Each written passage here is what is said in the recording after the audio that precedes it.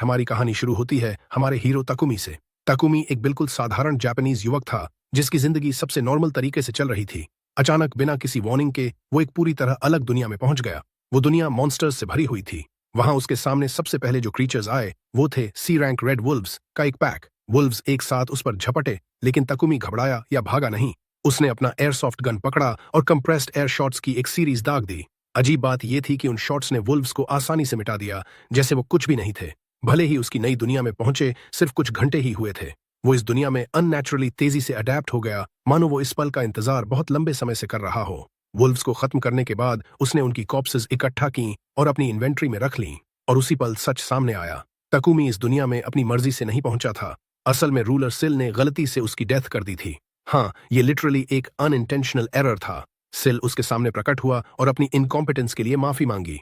जब ताकुमी अभी भी ये समझ नहीं पा रहा था कि वो कहाँ है या उसके आसपास क्या हो रहा है, तो सिल ने खुद को इंट्रोड्यूस किया और बताया कि वो कहाँ है। सिल ने कहा कि वो एक लेजेंडरी सेक्टर में है और खुद सिल इस जगह का रूलर है।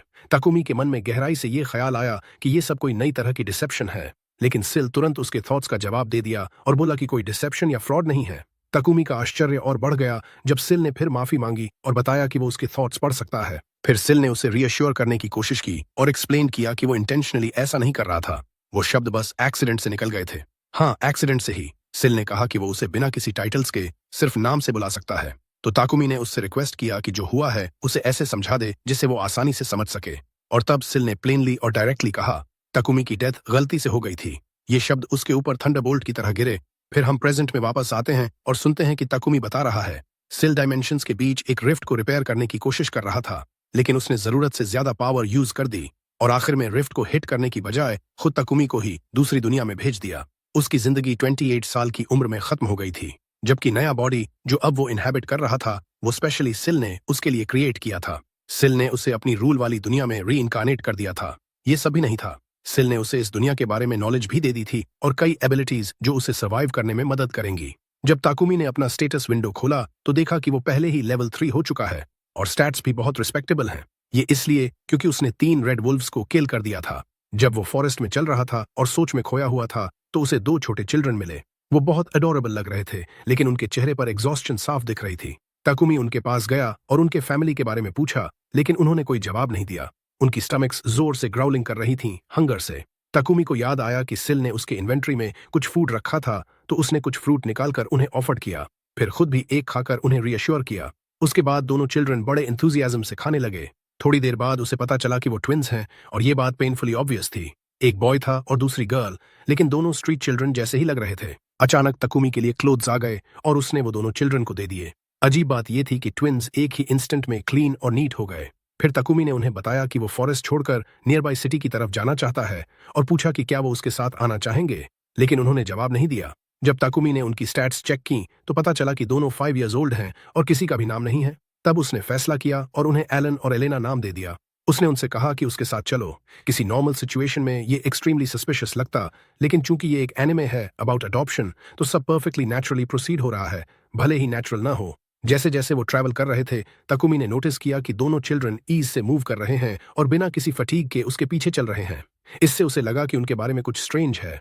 भले ही वो स्ट्रांग हैं, फिर भी चिल्ड्रन ही तो हैं। तो उसने सोचा कि थोड़ी देर रुककर उन्हें रेस्ट दे दे, लेकिन अचानक ट्विंस आगे की तरफ डैश कर गए। तकुमी अलार्म में उनके पीछे दौड़ा और जब उसने सामने इनॉर्मस बोर्ड्स देखे तो उसने मैजिक यूज करने से मना कर दिया ताकि किसी को एक्सीडेंटली हर्ट न कर दे। लेकिन वो एस्टोनिशमेंट से फ्रीज हो गया जब उसने देखा कि दोनों चिल्ड्रन मॉन्स्टर्स को ईज से किल कर रहे हैं। उसी पल उसे समझ आया कि वो जेन्युइनली पावरफुल हैं। उसने उनसे पूछा कि उन्हें कैसे पता चला कि आगे मॉन्स्टर्स हैं, लेकिन उन्होंने सिर्फ हेड्स हिला दिए। तो ताकुमी ने कहा कि अगली बार ऐसा कुछ करने से पहले उसे वार्न कर दिया करो, क्योंकि वो शेयर फ्राइट से मरने वाला था। थोड़ी देर बाद ट्विंस ने फिर किसी मॉन्स्टर की प्रेजेंस सेंस की। तकुमी ने अस्यूम किया कि शायद ये चिल्ड्रन पहले इस फॉरेस्ट में रहते रहे होंगे, जिस वजह से वो ऐसे एनवायरनमेंट के इतने अकस्टम्ड हैं। इस बार चिल्ड्रन ने पहले तकुमी को वार्न किया, फिर मॉन्स्टर पर लीप किया और उसे एक इंस्टेंट में किल कर दिया। तकुमी ने उन्हें थैंक किया क्योंकि इस बार उन्होंने पहले बताया था और वे एक्सट्रीमली हैप्पी हो गए, जबकि तकुमी खुद थोड़ा एम्बैरेस्ड फील कर रहा था जब उसने देखा कि वो कितने अडोरेबल हैं। ये सिलसिला पूरे दिन चलता रहा। हर मॉन्स्टर जो उनके पास में आया उसे उन्होंने किल किया। जब डार्कनेस फॉल होने लगी तो तकुमी ने डिनर प्रिपेयर करने का फैसला किया और ट्विंस से हेल्प मांगी। एक ही मोमेंट में उन्होंने huge amount of firewood gather कर ली, जबकि तकुमी ने कुछ स्क्यूअर्स प्रिपेयर किए। जैसे ही वो खा रहे थे, ताकुमी को याद आया कि शुरू में चिल्ड्रन कितने विद्रोन थे, जबकि अब वो लाफिंग और फ्रीली स्पीकिंग कर रहे हैं। इससे वो मन ही मन सोचने लगा कि क्या वो पहले से ही उससे अटैच्ड हो चुके हैं। रात में उसने प्रोटेक्टिव बैरियर सेट किया और फिर सब सो गए। अगले दिन जब वे सिटी पहुंचे तो गार्ड्स हैरान रह गए जब उन्हें पता चला कि तीनों गौ फॉरेस्ट से आए हैं, जो ए रैंक फॉरेस्ट है और एक्सट्रीमली डेंजरस है। एक मैन के साथ दो चिल्ड्रन का उस डेंजरस फॉरेस्ट से निकलना नेचुरली ही सस्पिशन अराउज कर रहा था। तो ताकुमी ने गार्ड्स को एक्सप्लेन किया कि वो कंट्री साइड से मेडिसिनल हर्ब्स ढूंढने आया है, फॉरेस्ट में डीप नहीं गया था और चिल्ड्रन खुद को डिफेंड करना जानते हैं। एक रेड हेयर्ड गार्ड ने पूछा कि क्या उसे हर्ब्स मिली हैं। ताकुमी ने उन्हें निकालकर दिखाया और गार्ड ने कंफर्म किया कि वो सच में मेडिसिनल हर्ब्स हैं। खुश होकर गार्ड ने ताकुमी से आइडेंटिफिकेशन कार्ड मांगा। ताकुमी ने हेजिटेट करते हुए कहा कि वो रूरल एरिया से आया है और उसके पास कोई आइडेंटिफिकेशन नहीं है। उसके बाद गार्ड उसे इंस्पेक्शन के लिए ले गया, कई पेपर्स फिल करवाए और फिर एक क्रिस्टल पर हैंड रखने को कहा ताकि कंफर्म हो सके कि उसका कोई क्रिमिनल रिकॉर्ड नहीं है। भले ही ताकुमी ने कुछ गलत नहीं किया था, फिर भी वो थोड़ा टेंस फील कर रहा था, खासकर ट्विंस की सिचुएशन को अभी भी फुली समझ न पाने की वजह से। फॉर्चुनेटली कोई प्रॉब्लम नहीं आया। गार्ड ने उन्हें टेम्पररी कार्ड्स दे दिए और कहा कि अगर वो लॉन्गर पीरियड तक रहना चाहता है तो ऑफिशियल कार्ड ले लेना बेहतर होगा। फिर उसने चिल्ड्रन को स्माइल किया, लेकिन वे उस स्माइल से फ्राइटेंड हो गए। थोड़ी देर बाद जब वे सिटी के अंदर वॉक कर रहे थे तो ट्विंस ऑब्वियस फियर के साथ चारों तरफ देख रहे थे। कुछ समय बाद वे चर्च में एंटर्ड। ताकुमी ने चिल्ड्रन से कहा कि वो थोड़ी देर वेट करें, फिर ऑल्टर की तरफ गया ताकि सिल से कांटेक्ट कर सके। सिल ने पूछा कि नई दुनिया में सब कैसे चल रहा है, तो ताकुमी ने उसे ट्विंस के बारे में बताया कि फॉरेस्ट में उन्हें कैसे मिले और वो उन्हें अकेला छोड़ नहीं सका, इसलिए उन्हें साथ ले आया, लेकिन खुद अकेले उनकी केयरिंग नहीं कर सकता, इसलिए ऑर्फनेज में भेजने का इरादा था। जैसे ही ताकुमी ने ये कहा, सिल के चेहरे पर टेंशन साफ दिखने लगी और उसने तुरंत कहा कि ऐसे बात मत करो। ताकुमी कामली रिप्लाइड किया कि शुरू से ही उसे लगा था कि सिल सब कुछ से कनेक्टेड है, क्योंकि उसने उसे सेफ या पीसफुल जगह भेजने की बजाय extremely dangerous A rank forest में भेज दिया और उसी फॉरेस्ट में उसे ट्विंस मिले थे। इससे भी स्ट्रेंजर ये कि वहां के मॉन्स्टर्स उन्हें डिफीट नहीं कर पाए थे। सिल ने फिर माफी मांगी, लेकिन ताकुमी ने क्लियर और डायरेक्ट एक्सप्लेनेशन मांगी। अनफॉर्चुनेटली सिल ने कहा कि वो इससे ज्यादा कुछ नहीं बता सकता। यहां हमें पता चलता है कि इस दुनिया में सिर्फ एक रूलर नहीं है, जैसे ruler of wind, ruler of fire, ruler of water, ruler of earth. Takumi ने पीसेस कनेक्ट किए और कहा कि अगर रूलर ऑफ विंड फ्रैंकली नहीं बोल सकता तो ट्विंस किसी दूसरे रूलर से रिलेटेड होंगे। सिल स्माइल किया और एडमिटेड किया कि ताकुमी इंडीड इंटेलिजेंट है। फिर सिल ने बताया कि ट्विंस ऑर्डिनरी चिल्ड्रन नहीं हैं और उन्हें फॉरेस्ट में छोड़ना एक्सट्रीमली डेंजरस था, लेकिन फिर भी वो इससे ज्यादा नहीं कह सकता। ताकुमी ने आगे क्वेश्चन से प्रेशर नहीं डाला, लेकिन एक इंपॉर्टेंट चीज पूछी, क्या वो ट्विंस के साथ कंटिन्यू डील कर सकता है और उनकी लुक आफ्टर कर सकता है। सिल ने आंसर किया कि ऐसा करना उसके लिए ट्रेमेंडस सर्विस होगा, जैसे फेट खुद उसे चांस दे रहा हो कि एक्सीडेंट से ताकुमी की डेथ करने की मिस्टेक को करेक्ट कर सके। कॉन्वर्सेशन खत्म करने से पहले ताकुमी ने एडमिट किया कि सच में वो कभी ट्विंस को ऑर्फनेज में छोड़ने वाला ही नहीं था। सिल से बात खत्म करने के बाद वो चिल्ड्रन के पास वापस आया और बोला कि अब आयन में चलकर प्रॉपर रेस्ट कर लेना चाहिए, जबकि सिल इमेंसली हैप्पी था क्योंकि उसे कोई काइंड हार्टेड और सिंसियर तरीके से रिस्पॉन्सिबिलिटी शोल्डर करने वाला मिल गया था। जब वे ईएन पहुंचे तो ताकुमी ने दोनों चिल्ड्रन से बेड ट्राई करने को कहा। वे बेड के आइडिया से ही अटली फैसिनेटेड हो गए, मानो पहली बार रियल बेड देख रहे हों, और सिर्फ कुछ मोमेंट्स बाद शेयर एग्जॉस्शन से वे ऑलमोस्ट इमीडिएटली सो गए। ताकुमी को भी लंबे दिन के इवेंट्स के बाद ड्राउजीनेस आ गई। अगले दिन जब वे वोक अप तो ताकुमी ने देखा कि ट्विंस क्वाइटली बैठकर उसे देख रहे हैं। उसने उन्हें गुड मॉर्निंग कहा और जब उन्होंने जवाब दिया तो वो जेन्युइनली सरप्राइज्ड हो गया, क्योंकि ये पहली बार था जब उसने उनकी वॉइसेस सुनी थी। पहले वो उनकी साइलेंस की वजह से वरीड रहता था, लेकिन अब बोलना शुरू कर देना उसके लिए मेजर स्टेप और रिलीफ की बात थी। बिना रियलाइज किए उसने उन्हें जेंटल एम्ब्रेस में खींच लिया। थोड़ी देर बाद उन्होंने डिसाइड किया कि अब एडवेंचरर्स गिल्ड की तरफ चलें। गिल्ड पहुंचकर उन्हें रिसेप्शनिस्ट लूना मिली। ताकुमी ने बताया कि वो एडवेंचरर के तौर पर रजिस्टर होना चाहता है और दोनों चिल्ड्रन को भी उसके साथ रजिस्टर करवाना चाहता है।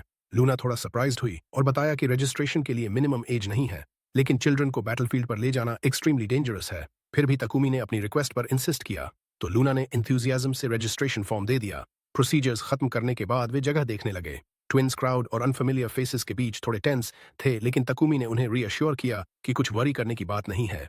थोड़ी देर बाद लूना उनके पास कार्ड्स लेकर आई और एक्सप्लेन किया कि ये कार्ड्स आइडेंटिफिकेशन के तौर पर भी काम करते हैं। ताकुमी ने अपना कार्ड देखा और नोटिस किया कि वो लेवल 11 तक पहुंच गया है। कार्ड में ये भी लिखा था कि वो ह्यूमन है, जिससे उसके मन में थोड़ी क्यूरियोसिटी जागी। तब लूना ने गिल्ड सिस्टम एक्सप्लेन करना शुरू किया। उसने बताया कि रैंक्स F से शुरू होते हैं बिगिनर्स के लिए और S तक जाते हैं, जो हीरोज का रैंक माना जाता है। SSS नाम का एक हायर रैंक भी है, लेकिन वो एक्सट्रीमली स्पेशल रैंक है और गिल्ड के पूरे हिस्ट्री में कभी किसी ने रीच नहीं किया।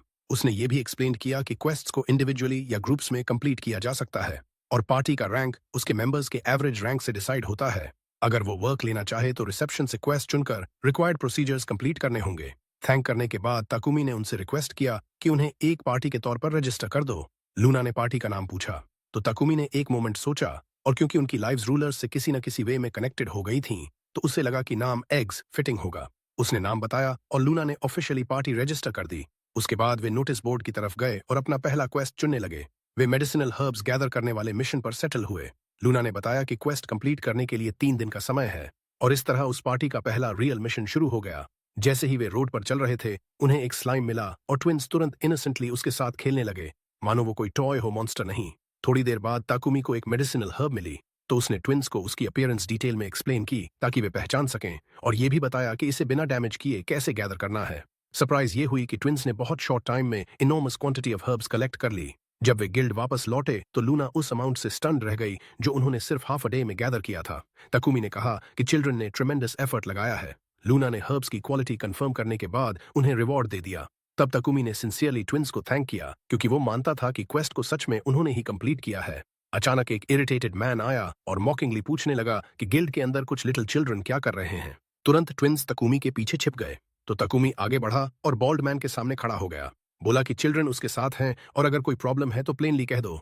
मैन ने एंग्रीली रिप्लाइड किया कि गिल्ड बच्चों के खेलने की जगह नहीं है, बच्चों के खेल के लिए। हीरो ने शांति से जवाब दिया कि ट्विंस ठीक से व्यवहार कर रहे थे और किसी को परेशान नहीं कर रहे थे, लेकिन उस आदमी ने चिल्लाकर कहा कि उनकी सिर्फ मौजूदगी ही उसे नाराज कर रही है। लकीली लूना ने बीच में आकर स्थिति को शांत करने की कोशिश की, फिर भी वो आदमी और ज्यादा आक्रामक हो गया।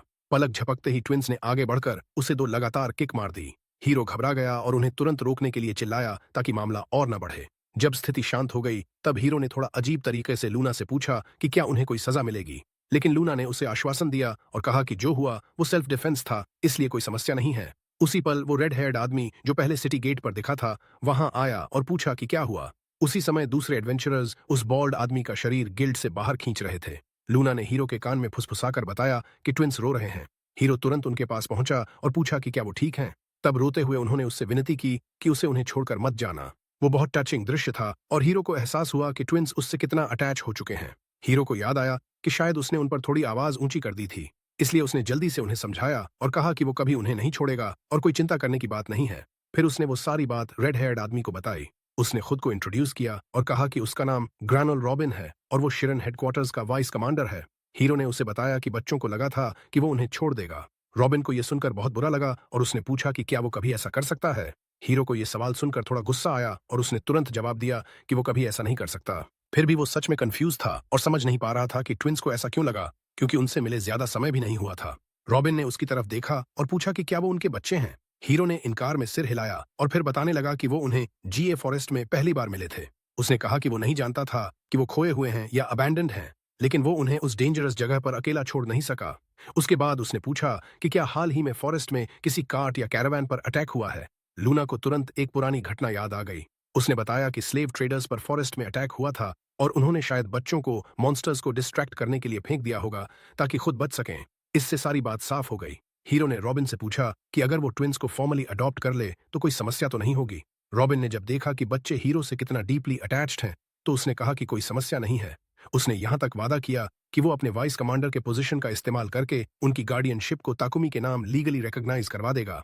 हीरो ने उसे शुक्रिया कहा, लेकिन उनकी बातचीत जारी होने से पहले लूना बीच में आ गई। लूना ने हीरो से पूछा कि क्या वो गॉफ फॉरेस्ट में गए थे, क्योंकि वो वहां के मॉन्स्टर्स से आने वाले मटेरियल्स में बहुत इंटरेस्टेड थी। हीरो ने उसे बताया कि उसके पास रेड वुल्व्स के कुछ मटेरियल्स हैं। लूना हैरान रह गई और उनसे मांगने लगी। उसी पल वॉल नाम का एक व्यक्ति आया और हीरो को सलाह दी कि उन्हें बेच दे, क्योंकि लूना ऐसे मटेरियल्स में बहुत इंटरेस्टेड है। हीरो ने मान लिया और मटेरियल्स बेच दिए और बदले में उसे अच्छी खासी रकम मिली। उसके बाद लूना ने रॉबिन की तरफ देखा और पूछा कि क्या वो गिल्ड मास्टर से बात करने वाले नहीं हैं। रॉबिन ने जवाब दिया कि एक्सपेडिशन कैंपेन की बात गिल्ड मास्टर से करनी होगी। ऐसे कैंपेन्स समय समय पर ऑर्गेनाइज किए जाते हैं ताकि फॉरेस्ट्स में मॉन्स्टर्स की संख्या कम रहे। अगर उन्हें अनचेक बढ़ने दिया गया तो वो अपनी टेरिटरी से बाहर निकलकर सिटीज को थ्रेटन करने लगेंगे। चूंकि फॉरेस्ट रैंक था, इसलिए एक्सपेडिशन छोटी संख्या में लेकिन ओवरवेलमिंग स्ट्रेंथ वाली होगी। फिर रॉबिन ने हीरो की तरफ देखा और कहा कि वो भी इस कैंपेन में शामिल होंगे। हीरो हैरान रह गया और पूछा कि वजह क्या है, जब वो अभी सिर्फ बिगिनर एडवेंचरर है। लेकिन वॉल बीच में आ गया और बोला कि बकवास बंद करो, क्योंकि रेड वुल्व्स के मटेरियल्स होने की बात कहकर तुम खुद इस सिचुएशन में घुस आए हो। हीरो को तब एहसास हुआ कि उसे शांत रहना चाहिए था और अपने शब्दों को ज्यादा सावधानी से चुनना चाहिए था। उसके बाद वॉल गिल्ड मास्टर से बात करने चला गया और जाते जाते हीरो से कहा कि भागने की कोशिश मत करना, क्योंकि वो ऑफिशियल रिक्वेस्ट सबमिट करने वाला है ताकि तुम्हें एक्सपेडिशन में ऐड कर दिया जाए। हीरो को लगा कि वो खुद को सीरियस ट्रबल में डाल चुका है, लेकिन उसके विचार अचानक कट गए जब उसने देखा कि ट्विंस कॉइन्स खाने की कोशिश कर रहे हैं। हीरो तुरंत उनके पास भागा और उन्हें रोक लिया ताकि कुछ बुरा ना हो जाए। थोड़ी देर बाद वॉल ने गिल्ड मास्टर से मिलकर एडवेंचरर्स को कैंपेन के लिए ऑर्गेनाइज करने को कहा और एडवेंचरर तकुमी को भी उनमें शामिल करने की रिकमेंडेशन दी। कुछ समय बाद हम हीरो को ट्विंस के साथ शहर की सड़कों पर शांति से चलते देखते हैं। हालांकि नई दुनिया में आने के बाद पूरा महीना भी नहीं हुआ था, फिर भी वो इसमें बहुत अच्छे से अडेप्ट हो चुका था। दोनों बच्चों की बात करें तो पहले वो किसी भी स्ट्रेंजर से डरते थे, लेकिन अब वो शांत हो गए थे और अपनी नई जिंदगी में एडजस्ट हो गए थे। उनकी पार्टी, जिसका नाम एग्स था, वो 2 दिन काम और 1 दिन रेस्ट का सिस्टम फॉलो करती थी, जिससे उनकी एनर्जी बनी रहती थी। एक दिन जब वो ब्रेकफास्ट कर रहे थे तब हीरो ने कहा कि खाना बहुत डिलिशियस है, लेकिन उसे लगा कि कुछ मिसिंग है। चूंकि वो जापानीज था, इसलिए उसके लिए सोय सॉस के बिना खाना अधूरा सा लगता था। थोड़ी देर सोचने के बाद उसे याद आया कि इस दुनिया में सिर्फ 3 तरह की ब्रेड है, व्हाइट ब्रेड, बार्ली ब्रेड और होल व्हीट ब्रेड। तब उसे पुरानी डेकोरेटेड ब्रेड्स और स्वीट्स की याद आने लगी और उसे लगा कि उसे खुद ब्रेड बनानी चाहिए।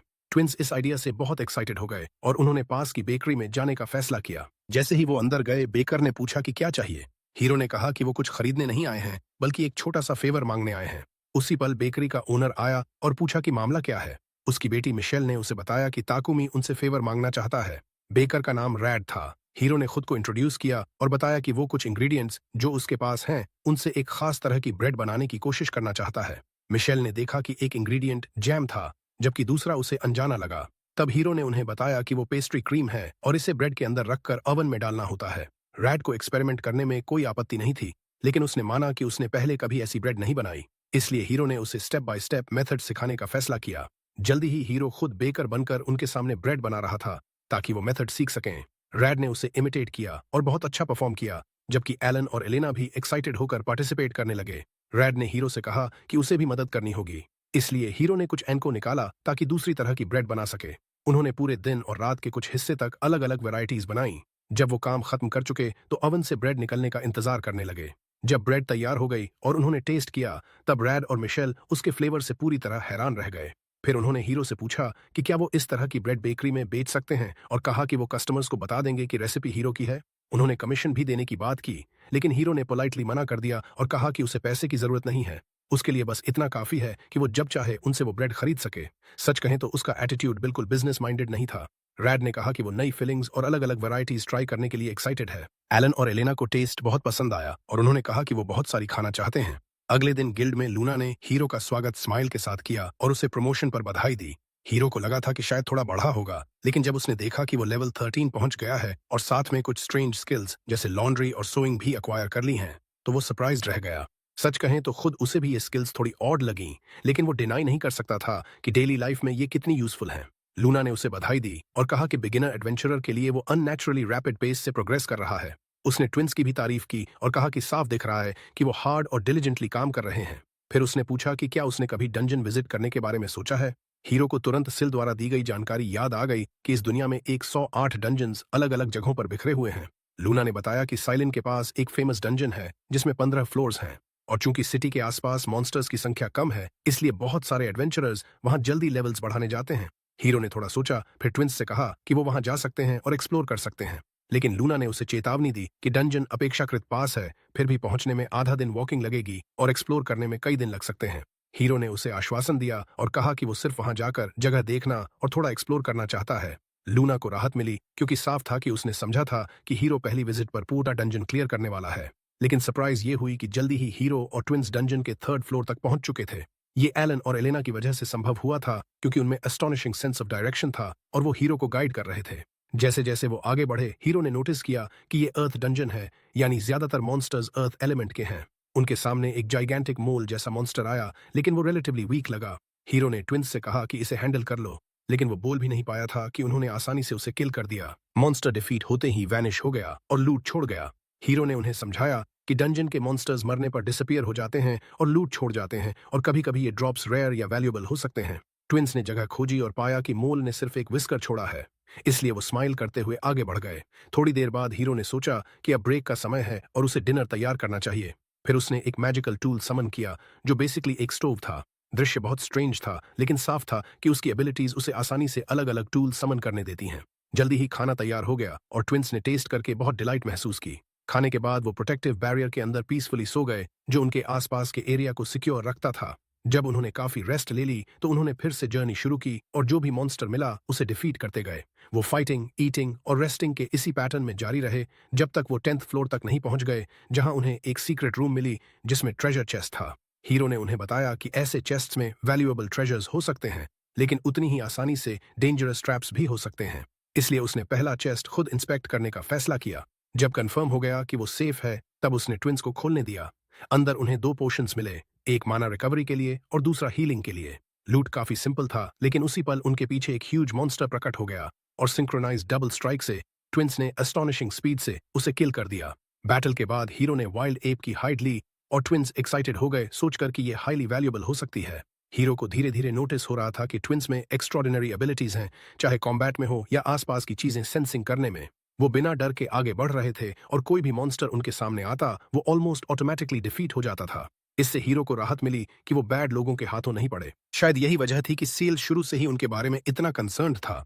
फिर भी कभी कभी हीरो को लगता था कि वो उन पर ज्यादा रिलाई करने लगा है।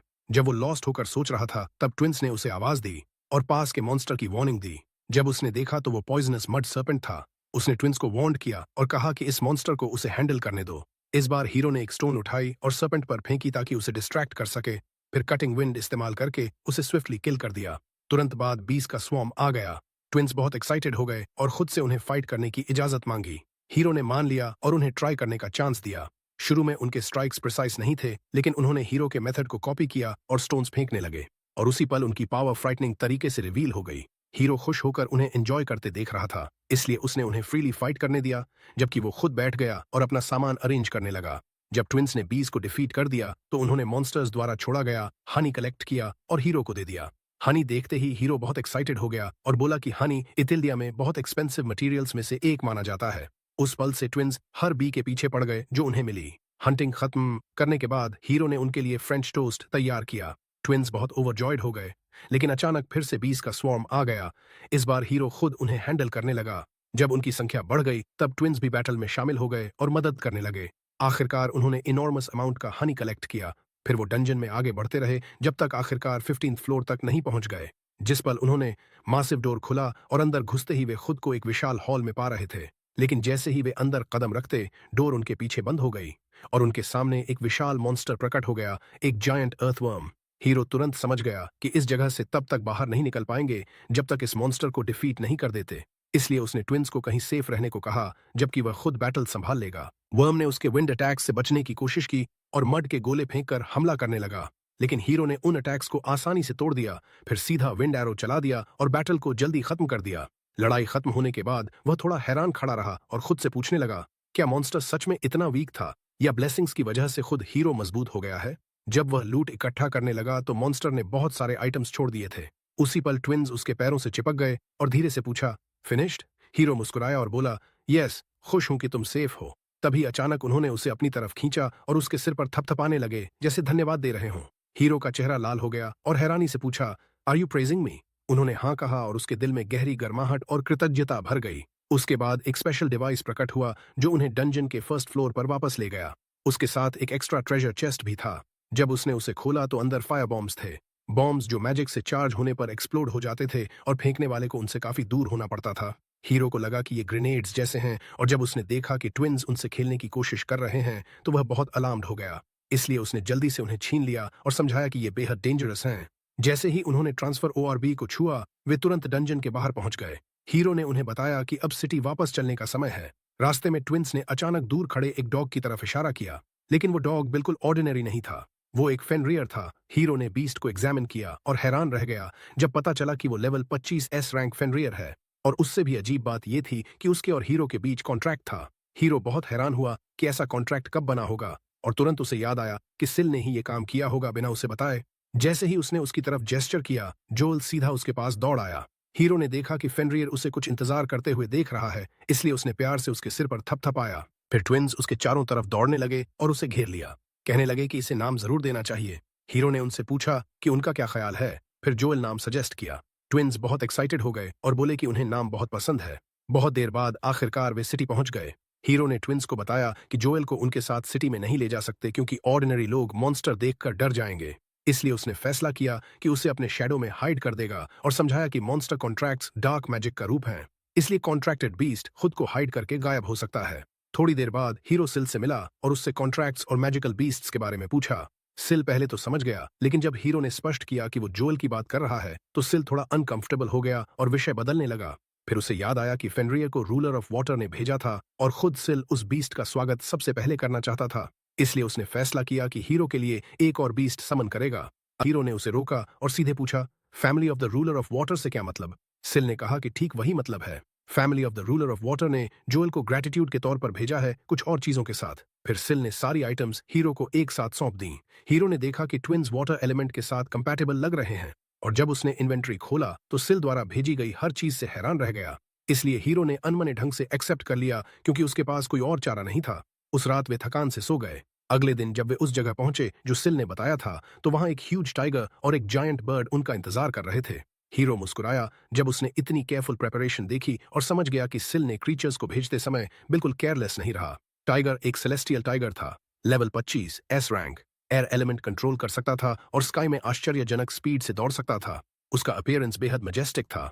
जबकि बर्ड एक थंडरहॉक था, level 20 A rank, lightning control करता था और स्विफ्ट और सडन अटैक्स में स्पेशलाइज था। ट्विंस को नेम्स में बहुत इंटरेस्ट था। थोड़ी सोच के बाद हीरो ने टाइगर का नाम हीट और बर्ड का नाम बोल्ट रखने का फैसला किया। सिल ने मैजिकल कॉलर्स भी भेजे थे जिनकी वजह से जोएल और हीट टाइनी चिबी फॉर्म्स में अपीयर हो सकते थे ताकि वे उनके साथ बिना अटेंशन खींचे चल सकें।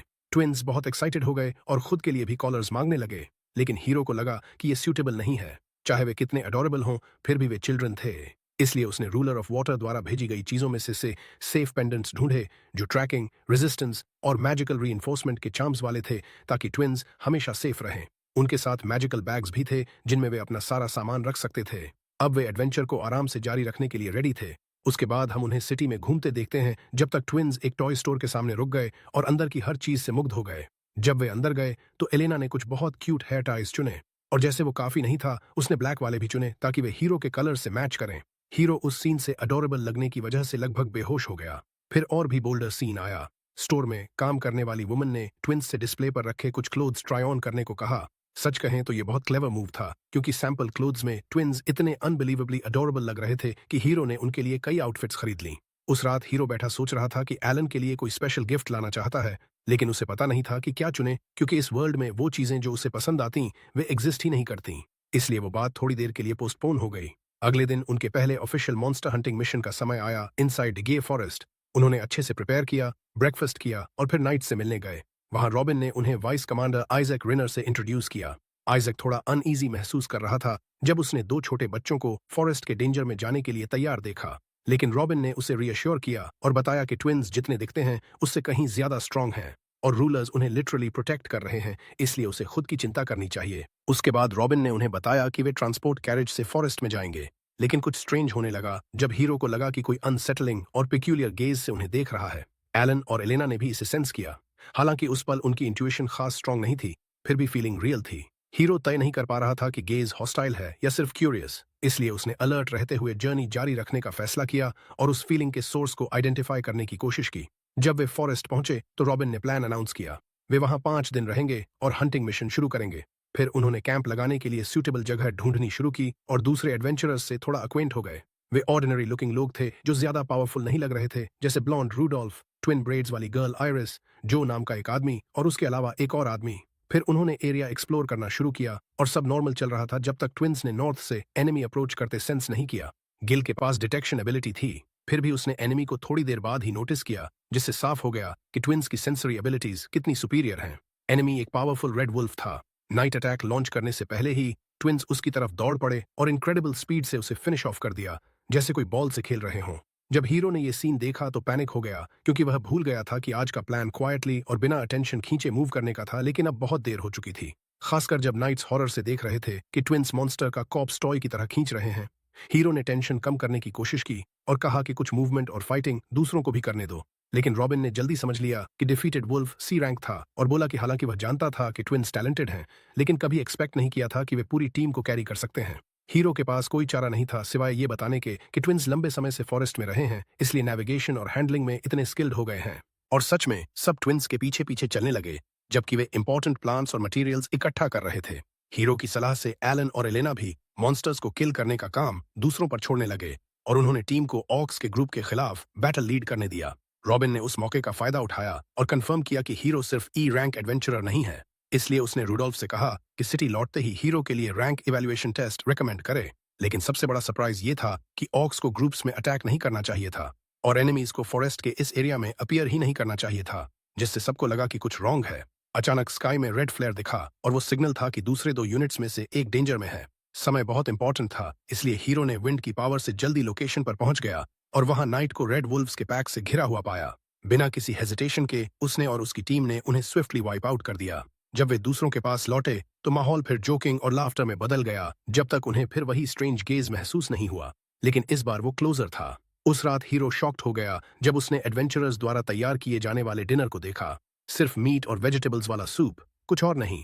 सच में वो भूख मिटाने के लिए काफी था, लेकिन हीरो की कल्पना से बहुत दूर था। इसलिए उसने पूछा कि आयरिस प्रॉपर मील क्यों नहीं बना रही, लेकिन टीम ने बताया कि उसका कुकिंग सबसे वर्स्ट है और अगर उसे किचन के पास आने दिया तो पॉइजनिंग से मर सकते हैं। इस बात ने हीरो को एक पल के लिए डिसबिलीफ में डाल दिया और वह सोचने लगा कि कैसे पॉसिबल है कि सारी विमेन अच्छी कुकिंग नहीं कर पाती।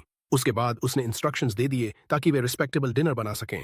अगले दिन हीरो को फिर लगा कि कोई उसे देख रहा है और जैसे जैसे समय बीतता गया फॉरेस्ट और भी स्ट्रेंज हो गया, क्योंकि पूरे दिन उन्हें लगभग कोई मॉन्स्टर्स नहीं मिले। स्थिति ऐसे ही चलती रही जब तक अचानक बदलाव नहीं आया और वे एक जाइगैंटिक ईविल सर्पेंट के सामने नहीं आ गए जो हर फिजिकल और मैजिकल अटैक को विथस्टैंड कर लेता था। हीरो तुरंत समझ गया कि ये एनिमी जेन्युइन डेंजर है, इसलिए उसने एलन और एलेना को डिस्टेंस पर रहने को कहा, जबकि वह और वॉरियर्स उस पर अटैक करने की कोशिश करते रहे, लेकिन कोई फायदा नहीं हुआ। उसी पल हीरो को फिर हॉस्टाइल गेज फील हुआ जो स्पेसिफिकली उस पर फोकस था। उसने उसकी कंसंट्रेशन शैटर कर दी। उसी इंस्टेंट ट्विन्स इंटरवीन करने की कोशिश की, लेकिन मॉन्स्टर ने उन्हें वायलेंट ब्लो मारा और उड़ा दिया। सच में सिचुएशन डेंजरस इसलिए थी क्योंकि इस वर्ल्ड के 2 सबसे छोटे और स्ट्रॉन्गेस्ट बीइंग्स अब जमीन पर पड़े थे। उस पॉइंट पर हीरो का सारा कंपोजर खो गया, शुद्ध फियर और रेज से, क्योंकि किसी की मर्डरस इंटेंट और अपनी गलती की वजह से ट्विन्स को चोट लग गई थी। उस पल उसके दिल का सारा गुस्सा इकट्ठा हो गया और उसने एडवांस्ड विंड मैजिक ट्राई करने का फैसला किया। नेचुरली वह खुद से एग्जीक्यूट नहीं कर पाता था, इसलिए उसने रूडोल्फ और दूसरों से कहा कि जाइगेंटिक सर्पेंट को डिस्ट्रैक्ट करें जबकि वह अटैक चार्ज करे। एडवेंचरर्स ने अपना पूरा जोर लगाया ताकि उसे टाइम मिले, और जब हीरो को लगा कि सब रेडी है तो उसने उन्हें पीछे हटने को कहा। फिर सैकड़ों छोटे विंड बेस्ड अटैक्स का स्टॉर्म अनलीश कर दिया, जिसने न सिर्फ सर्पेंट को किल कर दिया बल्कि फॉरेस्ट के बड़े हिस्से को भी डिस्ट्रॉय कर दिया। रॉबिन ने कहा कि उसने कभी इतनी ओवरवेलमिंग पावर वाली मैजिक नहीं देखी, लेकिन प्रॉब्लम अभी खत्म नहीं हुई थी, क्योंकि हालांकि ट्विन्स के वूंड्स इंप्रूव हो गए थे, हीरो आखिरकार उन स्ट्रेंज स्टेयर्स का सोर्स आइडेंटिफाई कर ही चुका था। पूर्ण रिजॉल्व के साथ वह रिस्पॉन्सिबल व्यक्ति की तरफ चार्ज कर गया, एक पर्पल हेड नाइट नाम सागी। उसने सोर्ड से उसे पिन डाउन किया और जवाब मांगा। रॉबिन को कुछ समझ नहीं आ रहा था और सागी खुद भी नहीं समझ रहा था, लेकिन हीरो ने उससे पूछा कि ब्लड लस्ट भरी आंखों से उसे क्यों देख रहा।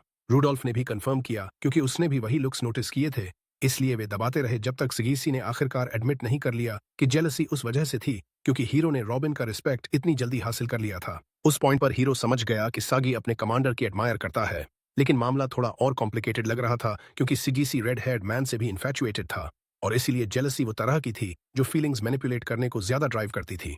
उसके बाद एम्बैरेसमेंट की सीक्वेंस आई, बहुत सारे जोक्स, रॉबिन की एब्सोल्यूट रिजेक्शन, ब्रोकन हार्ट्स, और आखिर में मामला उससे आगे नहीं बढ़ा। उसके बाद उन्होंने प्लेजेंट डिनर किया। फिर हीरो ने अपनी स्टैट्स देखी और नोटिस किया कि वह लेवल 25 पर पहुंच चुका है और उसके पास वाटर मैजिक में 50 पॉइंट्स हैं। यह बात उसे बहुत हैरान कर गई। उसे लगा कि शायद यह सिल की कोई और गिफ्ट है, लेकिन वह बात जल्दी ही पीछे छूट गई जब उन्होंने मिशन खत्म करने का फैसला किया और घायलों का इलाज कराने के लिए शहर लौट आए। अगले दिन टकुमी ने एडवेंचरर्स गिल्ड के गिल्ड मास्टर से मुलाकात की, जिनका नाम यान था। उसे रॉबिन और रूडोल्फ से रिपोर्ट मिली थी और दोनों ने जोर देकर कहा था कि टकुमी का रैंक बढ़ा दिया जाए। एक तरफ तो यह अच्छी बात लग रही थी और वे ट्विंस का भी रैंक बढ़ाना चाहते थे, लेकिन समस्या यह थी कि ऐसे प्रमोशन से उन्हें ज्यादा मुश्किल क्वेस्ट मिलने लगेंगी और खतरा भी बढ़ जाएगा। बहुत सोचने के बाद टकुमी ने साफ साफ कहा कि ट्विंस को अभी सिर्फ डी रैंक पर ही बढ़ाया जाए ताकि वे सी रैंक और बी रैंक के बीच की क्वेस्ट्स अपेक्षाकृत सुरक्षित तरीके से कर सकें। उसके बाद लूना ने उनके कार्ड अपडेट किए और उनसे कहा कि पिछले एडवेंचर में जो लूट इकट्ठा हुई थी वो सब सौंप दो। लूना इस बात पर बहुत एक्साइटेड थी। फिर हम देखते हैं कि टकुमी अपनी बड़ी फैमिली के साथ घूम रहा है और मजे ले रहा है। ट्विंस बचकानी हरकतें कर रहे थे, जैसे मजेदार चेहरे बना रहे थे और जो को बोलना सिखाने की कोशिश कर रहे थे।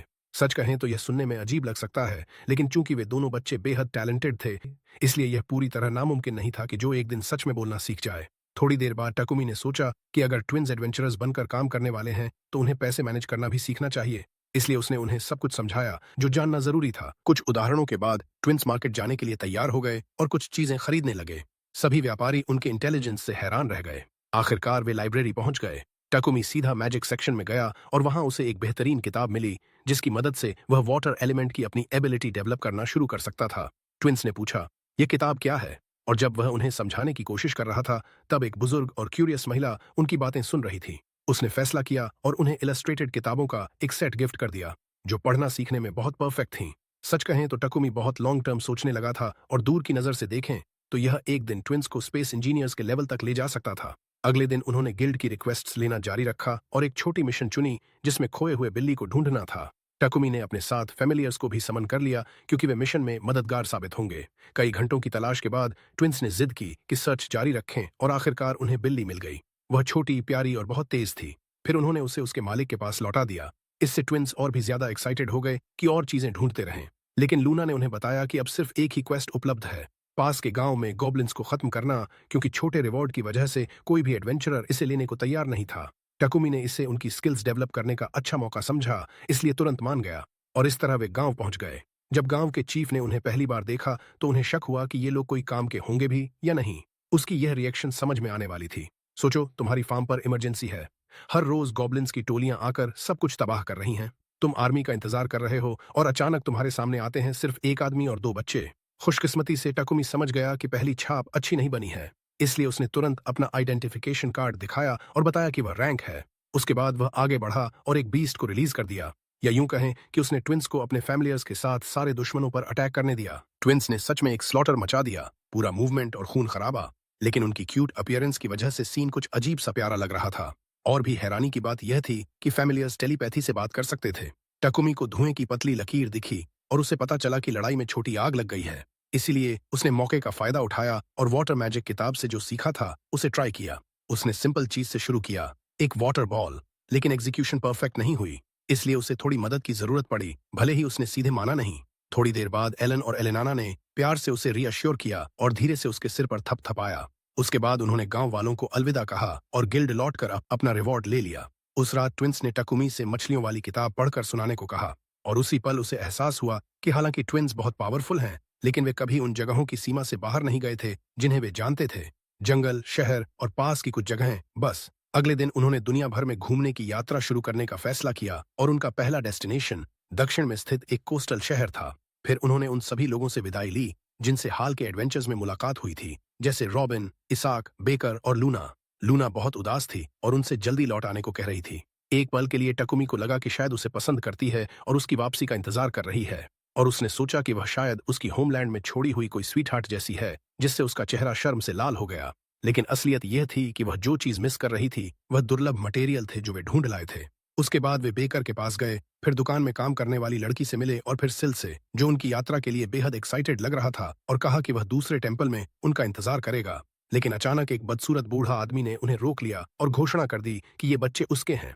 दुर्भाग्य से उसके शब्दों में कुछ सच्चाई थी, क्योंकि हमें पास्ट का एक फ्लैशबैक दिखाया गया। वह उन गुलाम बच्चों को कैरेज में लेकर जा रहा था। जब उसे मॉन्स्टर्स मिले तो उसने ट्विन्स को जंगल में बेट के रूप में छोड़ दिया और खुद भाग गया। टकुमी ने तो कभी भी उसकी बात सुनने का इरादा नहीं रखा था, लेकिन ट्विन्स का डर उसे कंफर्म कर गया कि बूढ़ा सच्चाई बोल रहा है और वह पूरी तरह से वायल इंसान है। ट्विन्स को डिटेल्स बताने की जरूरत नहीं पड़ी। टकुमी समझ गया कि उस आदमी की स्वार्थी वजह से वे जंगल में अकेले छोड़ दिए गए थे, बिना किसी सुरक्षा के। और जाहिर है उस पॉइंट पर साफ हो गया कि असल में मॉन्स्टर्स को ही ट्विन्स से डरना चाहिए था। लेकिन इससे यह बात नहीं बदलती कि उन्होंने एक बहुत ही टेरेबल अनुभव गुजारा था जिसे कोई भी बच्चा कभी नहीं सहना चाहिए। इसके अलावा वह बूढ़ा आदमी बेहद घिनौना और धोखेबाज था, और यह नजरअंदाज नहीं किया जा सकता कि वह लोगों को गुलाम बना रहा था। समस्या यह थी कि इस दुनिया में गुलामी, जैसा कि ज्यादातर फैंटेसी वर्ल्ड्स में होता है, पूरी तरह नॉर्मल और सोशली एक्सेप्टेड मानी जाती थी, और इसे बाइंडिंग स्पेल्स से साबित किया जाता था, जो मास्टर और सर्वेंट के बीच का एक तरह का कॉन्ट्रैक्ट था। खुशकिस्मती से ट्विन्स पर ऐसा कोई निशान नहीं था, इसलिए उस आदमी के पास अपना क्लेम साबित करने का कोई तरीका नहीं था, और टकुमी को उसकी बात सुनने या मानने की कोई मजबूरी नहीं थी। फिर भी बूढ़ा आदमी जिद करता रहा और दोहराता रहा, जिससे टकुमी इतना गुस्सा हो गया कि सोचने लगा कि उसे हमेशा के लिए सुला दे। यूं कहें, जैसे ही उसका गुस्सा बढ़ा, उसने खुद को शांत करने की कोशिश की। ठीक उसी पल रॉबिन और इसाक आ गए और उसके साथ खड़े हो गए, फिर सारी एविडेंस टेबल पर रख दी। टकुमी ही ट्विंस का असली गार्जियन था। ट्विंस पर कोई बाइंडिंग स्पेल मार्क नहीं था और उस वायल बूढ़े आदमी के इरादे बिल्कुल साफ ईविल थे। इसलिए उसे ले जाकर गिरफ्तार कर लिया गया, अटेम्प्टेड किडनैपिंग के आरोप में, जिसकी सजा शायद उसकी जान तक ले सकती थी। उसके बाद टकुमी ने ट्विंस से कहा कि वह उनके साथ तब तक रहेगा और उनकी रक्षा करेगा जब तक वे चाहें। ट्विंस ने उसे इतनी खुशी से गले लगा लिया और पहली बार वे सच में खुशी से भर गए, क्योंकि अब उन्हें किसी पर भरोसा करने वाला मिल गया था। एक बार यह समस्या सुलझ जाने के बाद वे आखिरकार अपनी यात्रा शुरू करने को तैयार हो गए। एक यात्रा जो बैटल्स, मॉन्स्टर्स और स्वादिष्ट खाने से भरी थी। कई दिनों बाद वे समुद्र तक पहुंच गए। एलन और एलेना खुशी से फूले नहीं समा रहे थे, जबकि टकुमी अपने मन में इस नए वर्ल्ड में बिताए समय को याद कर रहा था और एहसास हुआ कि वह यहाँ सिर्फ 2 महीने से है। फिर भी वे 2 महीने उसकी जिंदगी के सबसे खुश महीने थे, क्योंकि हर दिन, चाहे कितना भी सिंपल लगे, जब वह ट्विंस के साथ बिताता तो एक नया एडवेंचर बन जाता था। चीजें और ज्यादा एक्साइटिंग हो जाती हैं जब वे एक युवा मरमेड से मिलते हैं जिसका नाम मोलिना है। वह उसे अचानक पहचान लेती है और पूछती है कि क्या वह वही टकुमी है जिसके बारे में अफवाहें चल रही हैं। वह कंफर्म करता है कि हाँ, वह टकुमी ही है। फिर सोचता है कि वह उसका नाम कैसे जानती है। मोलिना बताती है कि उसने वाटर के रूलर की सर्वेंट्स में से किसी से उसके बारे में सुना है। वह यह भी बताती है कि उसने ट्विंस के बारे में भी सुना है और वह इस जगह संयोग से नहीं आई, बल्कि उन्हें ढूंढ रही थी, क्योंकि लोग उनकी स्ट्रेंथ की बातें कर रहे थे और वह उनसे मदद मांगना चाहती थी अपने गांव की समस्या के लिए। टकुमी कहता है कि वे इतने स्ट्रांग नहीं हैं, हालांकि अंदर से वह खुद इस पर पूरी तरह यकीन नहीं करता। तो मोलिना उसे मनाती है कि कम से कम गांव चलकर तो देख लो और मरमेड्स की दुनिया देख लो, और जब पूरी समस्या समझ में आ जाए तो खुद फैसला करना कि मदद कर सकते हो या नहीं। समस्या यह है कि मरमेड गांव समुद्र के नीचे है और टकुमी को तैरना नहीं आता। इसलिए मोलिना उन्हें स्पेशल ब्रेसलेट्स देती है जो बिना किसी दिक्कत के सांस लेने देते हैं। जैसे ही वे समुद्र में घुसते हैं, ट्विंस शानदार स्किल और मूवमेंट दिखाते हैं, और जब पहले समुद्री मॉन्स्टर्स से मुलाकात होती है तो वे उन्हें आसानी से हरा देते हैं। जब वे मोलिना के गांव पहुंचते हैं तो वह उन्हें बताती है कि समस्या हाल ही में डूबी हुई एक शिप की है, जो अब एक गुफा के एंट्रेंस को ब्लॉक कर रही है जहां वे कोरल कल्टीवेट करते हैं। शिप बहुत बड़ी थी और उनके पास न तो टूल्स थे और न ही इतने लोग कि उसे हटा सकें। इसीलिए मोलिना पूछती है कि क्या वे मदद कर सकते हैं। टकुमी शिप को देखता है और सोचता है कि वह किस अजीब स्थिति में फंस गया है, लेकिन सच में यह उसके लिए बहुत आसान है, क्योंकि एक टच भर से वह शिप को अपने इन्वेंट्री में स्टोर कर सकता है। यह एबिलिटी देखकर मोलिना हैरानी से कांप उठती है। अगर उसके पैर होते तो जरूर कांप रहे होते। वह बस शुक्रिया कहती है और उन्हें हाई प्रीस्टेस से मिलवाने के लिए आमंत्रित करती है, जो गांव की रक्षा करती है। उन्हें एक विशाल पैलेस में जाना पड़ता है ताकि उस तक पहुंच सकें, और यहीं से सच में एक्साइटिंग पार्ट शुरू होता है, क्योंकि जब वे प्रीस्टेस के सामने पहुंचते हैं तो उन्हें नीले बालों वाली एक मरमेड मिलती है जो उनके नाम ले लेकर बुलाती है। साफ संकेत था कि वह उनकी उम्मीद कर रही थी। वह युवती इतनी खूबसूरत थी कि टकुमी और ट्विंस दोनों ही हैरान रह गए। जैसे ही टकुमी उसे देखता है, उसे लगता है कि वह किसी प्रिंसेस जैसी लग रही है, जबकि ट्विंस उसकी खूबसूरती पर मंत्रमुग्ध खड़े हैं। टकुमी मौके का फायदा उठाता है और उनके गर्मजोशी भरे स्वागत के लिए शुक्रिया कहता है, लेकिन वह कहती है कि शुक्रिया तो उसे कहना चाहिए, क्योंकि उसने वाटर के रूलर के फॉलोअर्स से उसके बारे में सुना है जो उसे उनका सेवियर बताते हैं। और यहाँ एक साफ सवाल मन में आता है, आखिर वह अटेंडेंट कौन है जिसका जिक्र बार बार हो रहा है। किसी पॉइंट पर शक लगभग प्रीस्टेस की तरफ ही इशारा कर रहे थे। टकुमी भी हैरान है और समझ नहीं पा रहा कि उस शख्स ने उनके बारे में क्या कहा होगा। इसलिए वह पूछता है कि क्या बहुत से लोग उसके अचीवमेंट्स के बारे में जानते हैं, क्योंकि उसे थोड़ी बेचैनी हो रही है कि खबर फैल रही है और ज्यादा लोग उसकी आइडेंटिटी, उसके साथ घूमने वाले लोगों और उनकी स्ट्रेंथ के बारे में जान रहे हैं। प्रीस्टेस उसे रीअश्योर करती है कि ऐसी बातें बहुत कम लोग ही जानते हैं। उसके बाद मोलिना शिप वाली सारी डिटेल्स बताती है और कैसे टकुमी ने उन्हें बचाया, जिसकी वजह से उनकी नजरों में वह ट्रू सेवियर बन गया। बाद में वे गाल्डो से मिलते हैं, जो प्रीस्टेस के साथ मिलकर जगह को गवर्न करता है जैसे मेयर। वह टेडियस पॉलिटिकल और एडमिनिस्ट्रेटिव काम संभालता है, जबकि वह अपनी सुप्रीम मैजिकल पावर से रूलर्स से कम्युनिकेशन रखती है। और सच कहें तो वे उसके लिए सिर्फ इतना ही कर सकते हैं कि जो उसने किया उसके लिए रिवॉर्ड दें। इसीलिए प्रीस्टेस कहती है कि जो चाहे मांग लो। टकुमी का चेहरा शर्म से लाल हो जाता है और किसी को नहीं पता कि उस पल उसके मन में क्या चल रहा था। फिर उसे अपने सभी फेल्ड अटेम्प्ट्स याद आते हैं, जिसमें वह सिंपल वाटर बॉल भी नहीं कास्ट कर पाया था। इसलिए वह उनसे इंटेंसिव मैजिक लेसन्स मांगता है ताकि वह इसे इस्तेमाल करना सीख सके।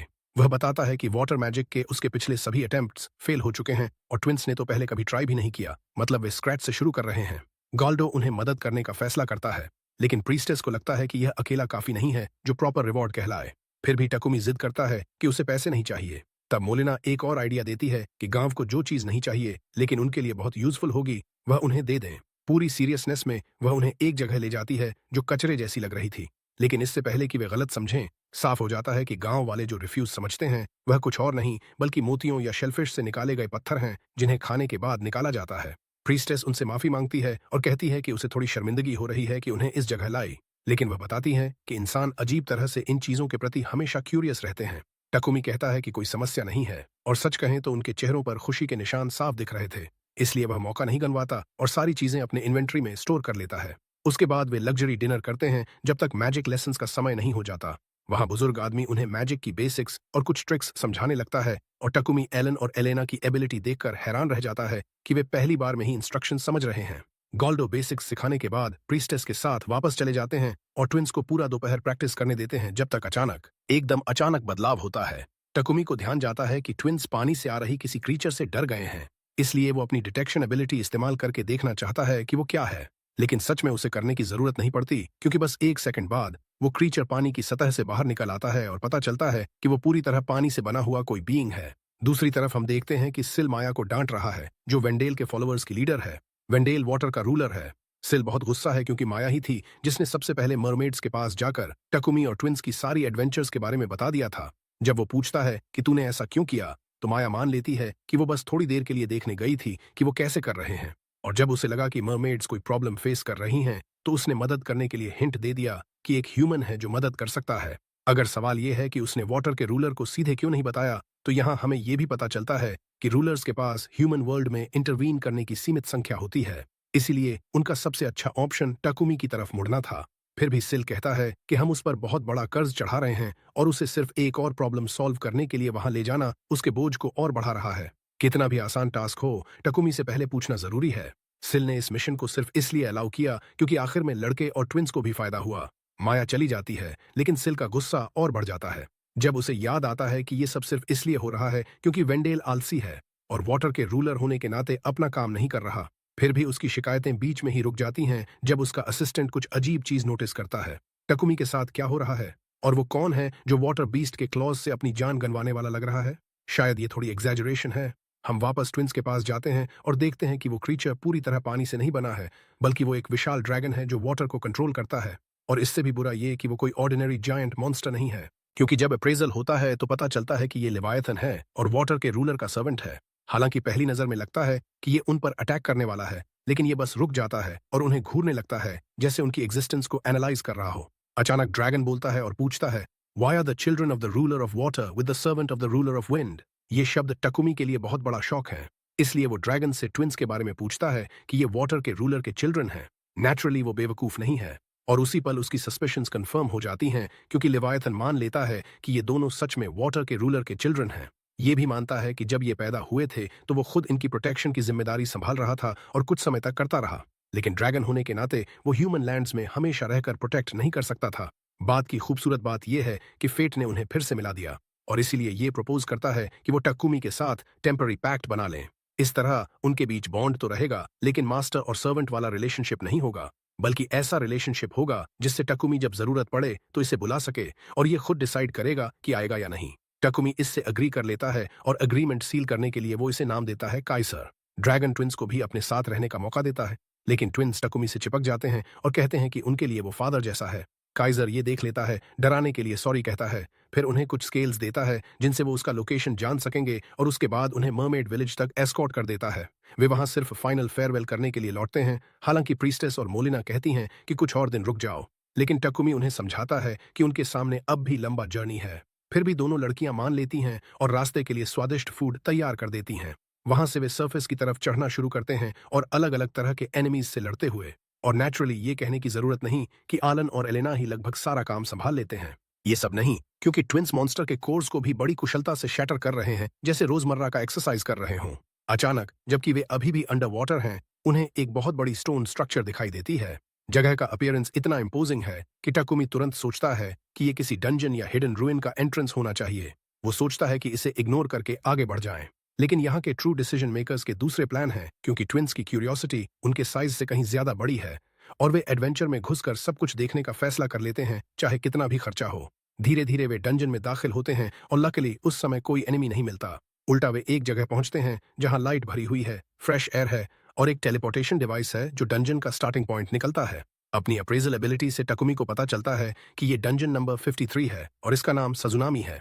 ये मीडियम लेवल डंजन है जिसमें 13 फ्लोर्स हैं और यहाँ वहाँ कई टेलीपोर्टेशन डिवाइसेस बिखरे हुए हैं ताकि अगर सडन डेंजर आए तो कोई भी एस्केप कर सके। टकुमी खास तौर पर इस जगह में घुसने को उत्सुक नहीं था, लेकिन फिर भी उसने ट्विंस से पूछा कि वे क्या करना चाहते हैं। वो सोच रहा था कि इतनी लंबी स्विम के बाद वे थक गए होंगे, फिर भी नई अंडर वाटर डंजन को एक्सप्लोर करने की उनकी इच्छा जीत जाती है। और उन डिलिशियस फूड को खाने के बाद जो दो लड़कियों ने उनके लिए तैयार करके बॉक्स में पैक कर दिया था, वे पहली फ्लोर से आगे बढ़ना शुरू करते हैं। वहां उन्हें कुछ पॉइजन फ्रॉग्स मिलते हैं, तो ट्विंस वाटर मैजिक प्रैक्टिस करने का मौका ले लेते हैं। सरप्राइज ये थी कि पहली बार वे इतने ओवरवेलमिंगली एक्स्ट्रॉर्डिनरी नहीं लग रहे थे, बल्कि टारगेट को हिट करने में थोड़ी डिफिकल्टी हुई। और जब मैं डिफिकल्टी कह रहा हूं तो मतलब ये कि पहली अटेम्प्ट में नहीं मारा, दूसरी अटेम्प्ट में मारा। फिर भी ये साफ है कि ये दोनों बच्चे इस दुनिया के सबसे ताकतवर बीइंग्स के लिए भी आसान ओपोनेंट नहीं थे। दूसरी फ्लोर पर उन्हें एक सीक्रेट डोर मिली जो ट्रेजर रूम की तरफ ले गई। साथ में सबसे अजीब ट्रेजर्स थे जिनकी कल्पना भी नहीं की जा सकती, जैसे एक चेस्ट श्रिम्प से भरा हुआ और दूसरा ड्राइड फिश से भरा हुआ। और मैं कौन हूं जो ये जज करूं? हालांकि कई लोगों को ये ट्रेजर्स न लगें, लेकिन टकुमी जल्दी ही अपनी शॉपिंग लिस्ट बनाने लगा, सोचते हुए कि बाद में ट्विंस के लिए कितना डिलिशियस फूड बनाएगा। उन्हें एक हिडन पैसेज मिला जो 6th फ्लोर पर ले जाता था, लेकिन क्योंकि शाम हो चुकी थी उन्होंने उसे अगले दिन के लिए छोड़ दिया। टकुमी ने एक ग्रेट फीस्ट तैयार की और ट्विंस खाते खाते पूरी तरह भर गए, फिर पेट भरकर सो गए। अगले दिन वे 6th फ्लोर की तरफ अपनी जर्नी जारी रखते हैं। आगे बढ़ते हुए उन्हें और मॉन्स्टर्स मिलते हैं, और जब टकुमी को ध्यान जाता है कि ट्विंस अपनी मैजिक इस्तेमाल करने में अब कंफर्टेबल हो रहे हैं, तो वो उनकी स्टैट्स देखने का फैसला करता है, सिर्फ ये जानने के लिए कि वे लेवल 25 पहुंच चुके हैं। मतलब अब वो उससे सिर्फ 2 लेवल्स पीछे रह गए हैं। अब तक हम जानते थे कि टकुमी में फियर्स कंपेटिटिव स्पिरिट है, लेकिन उसकी भी सीमा होती है। इसलिए वो फैसला करता है कि अब उसे खुद और स्ट्रॉन्गर बनना होगा, क्योंकि चाहे ट्विंस फेट से कितने भी ब्लेस्ड हों या ना हों, ये आइडिया कि 2 5-year-old बच्चे उससे स्ट्रॉन्गर हैं, उसे बहुत इरिटेटिंग लगता है। उसके बाद वे आगे बढ़ते हैं और 10th फ्लोर तक पहुंचते हैं, जहां उन्हें एक मैसिव डोर मिलती है जो बॉस रूम की तरफ ले जाती लग रही थी। लेकिन जब वे अंदर जाते हैं तो कुछ नहीं मिलता सिवाय लो लेवल छोटी छोटी फिश की बड़ी संख्या के, और वे उन्हें आसानी से डिफीट कर देते हैं। फिर भी ये वेस्ट नहीं गया, क्योंकि उन्हें एक ट्रेजर चेस्ट मिला जिसमें एक ब्रेसलेट था जो उनके पास पहले से मौजूद वाले ब्रेसलेट्स जैसा था, और साफ था कि अगर बाद में वापस आकर अपने किसी फेमिलियर को साथ लाना चाहें तो ये बहुत मदद करेगा। ट्विंस ने कहा कि आगे बढ़ें, लेकिन उन्हें इस फ्लोर के टेलीपोर्टेशन डिवाइस का फायदा उठाना था। इसलिए वे डंजन के शुरू में वापस लौटे, फिर सरफेस की तरफ अपना रास्ता जारी रखा, कोस्टल सिटी को थोड़ा एक्सप्लोर किया, डिलिशियस फूड खाया, नए लोगों से मिले, जब तक वे ब्लैकस्मिथ शॉप पहुंचे, जहां टकुमी ने लेवायथन स्केल्स और दूसरे स्ट्रेंज मटेरियल्स दे दिए ताकि पर्सनल ऑर्नामेंट्स और टूल्स फॉर्ज किए जा सकें जो बाद में काम आ सकें। वे शोर पर एक छोटे चर्च से भी गुजरे और टकुमी ने मौका उठाकर सिल से थोड़ी देर बात की। उसने फ्रैंकनेस से कहा कि अब उसे पता चल गया है कि ट्विंस वाटर के रूलर के चिल्ड्रन हैं। वो इस बात से अपसेट नहीं था कि सिल ने उसे छुपाया, लेकिन वो क्यूरियस था कि ट्विंस का फादर कहाँ है और क्यों उसने उन्हें डेंजर अकेले फेस करने के लिए छोड़ दिया। ये सवाल सिल में बहुत टेंशन पैदा कर देता है। उसे शांत होने में एक मोमेंट लगता है, फिर वो कंफर्म करता है कि हाँ, उसे जवाब पता है, लेकिन सारी डिटेल्स नहीं बता सकता क्योंकि वो अभी भी रूलर है और ऐसी बातें करने से वो सीरियस ट्रबल में पड़ सकता है। टकुमी उसके साइलेंस की वजह समझ जाता है, और सिल की रिएक्शन से साथ ही इस बात से कि ट्विंस को अकेला छोड़ दिया गया था, वो निष्कर्ष निकालता है कि वाटर का रूलर बहुत शैलो इंसान लगता है जो उनके साथ जो हुआ उसकी परवाह ही नहीं करता। उसी समय हालांकि एक बात उसे रीअश्योर करती है कि अब उसे ये नहीं लगता कि ये फादर अचानक आएगा और उन्हें उससे छीनने की कोशिश करेगा, क्योंकि वो मूड हल्का करना चाहता था। सिल उसे कंग्रेचुलेट करता है और अनाउंस करता है कि अब वो ऑफिशियली रिटेनर बन गया है। ये रैंक तब दी जाती है जब कोई रूलर किसी को ऑफिशियल ड्यूटी असाइन करता है जिसकी रिस्पॉन्सिबिलिटी वो खुद लेता है। मतलब अब तक जो सिंपल चीजें वो कर रहा था वो ट्रू मिशन नहीं गिनी गई, जबकि अब उसकी ऑफिशियल ड्यूटी ये हो गई है कि रूलर के रिप्रेजेंटेटिव्स में से एक बनकर ट्विंस को रेज और एजुकेट करे। दूसरे शब्दों में उसका प्राइमरी जॉब अच्छा फादर बनना है, जो सच में वो पहले से कर ही रहा था। इसके अलावा ये ड्यूटी वाइंड से कनेक्टेड नहीं थी, जैसा कि आप कल्पना कर सकते हैं। इसका मतलब ये हुआ कि टकुमी अब दूसरे रूलर से भी प्रोटेक्टेड है, भले ही वो अभी भी ऑफिशियली सिल का रिटेनर ही था। जब टकुमी ने पूछा कि रिटेनर बने रहने के लिए उसे क्या करना होगा, तो रूलर ने समझाया कि ज्यादा कुछ नहीं, बस ट्विंस की देखभाल वैसे ही जारी रखनी है जैसा अब तक कर रहा है। और अगर ये काफी नहीं तो रूलर ऑफ फायर सलामांटियल ने भी उसकी सारी अचीवमेंट्स की स्टोरीज सुन ली थी और उसे कुछ छोटे गिफ्ट्स भेजने का फैसला किया। कारण ये था कि जो जापानीज रेसिपीज उसने दूसरों के साथ शेयर किए थे, उन्होंने इस दुनिया में क्विजीन को अनप्रेसिडेंटेड स्पीड से डेवलप कर दिया था और ये फायर के रूलर के डोमेन में आता था। इसीलिए ग्रेटिट्यूड के तौर पर उसने उससे फायर मैजिक की एबिलिटीज ग्रांट की और प्रॉमिस भी किया कि वो उसे एक नया मैजिकल बीस्ट के साथ कॉन्ट्रैक्ट ला कर देगा। बेड फेयरवेल करने के बाद टकुमी होटल की तलाश में निकल गया जहां वे रात गुजार सकें।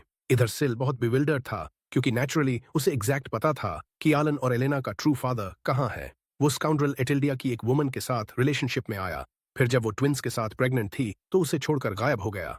और अब पता नहीं वो अपना टाइम कहाँ और किसके साथ बिता रहा है। टू बी ऑनेस्ट, ये रूलर्स की दुनिया में कोई सीक्रेट नहीं था और वो बिना ट्रबल में पड़े बता भी सकता था। लेकिन उसे लगा कि जो फादर एक्चुअली ट्विंस की रिस्पॉन्सिबिलिटी ले रहा है, उसके सामने ट्रू फादर की बात बताना प्रॉपर नहीं होगा, जबकि असली फादर अपनी लाइफ जैसे चाहे वैसी बिता रहा है। उसी मोमेंट रूलर ऑफ फायर प्रकट होता है, जिसने सब कुछ सुन लिया था। फिर भी वो बस सिल को बताता है कि वो बीस्ट के बारे में कितना एक्साइटेड है जो उसने टकुमी को भेजा है। ये बात सिल को थोड़ा वरीड कर देती है, क्योंकि सैलामेंटियल अपनी इंथुजियाज्म ज्यादा बढ़ने पर एग्जैजरेट करने के लिए जाना जाता था। उसका प्रूफ जल्दी ही सामने आ जाता है, क्योंकि अगले दिन जबकि टकुमी और ट्विंस शोर पर खेल रहे थे, उन्हें एक ह्यूज फायर लायन मिला जो नॉर्मल साइज से 2 गुना बड़ा था और साफ था कि ये उनका नया बीस्ट है। टकुमी ने उसे नाम दे दिया विक्टर, और सरप्राइज ये थी कि चिबी फॉर्म में भी वो स्काउंड्रल इनॉर्मस ही रह गया। फिर भी वो स्काउंड्रल इनक्रेडिबली अडोरेबल भी था, इसीलिए वे उसके साथ थोड़ी देर खेलते हैं। तब तक विक्टर इधर उधर भटकता है और वापस आता है तो एक वुमेन्स लेग लेकर आता है। उस मोमेंट टकुमी एब्सोल्यूट पैनिक में चला जाता है, कन्विंस्ड कि अब उसे कॉप्स हाइड करनी पड़ेगी। लेकिन पता चलता है कि वो वुमन अभी भी अलाइव है, बस डीप स्लीप में संक हुई हुई है। जब वो उसकी स्टैट्स एग्जामिन करता है तो पता चलता है कि उसका नाम विवियानी है और वो इमेंसली पावरफुल वैम्पायर डीमन है, लेवल 54।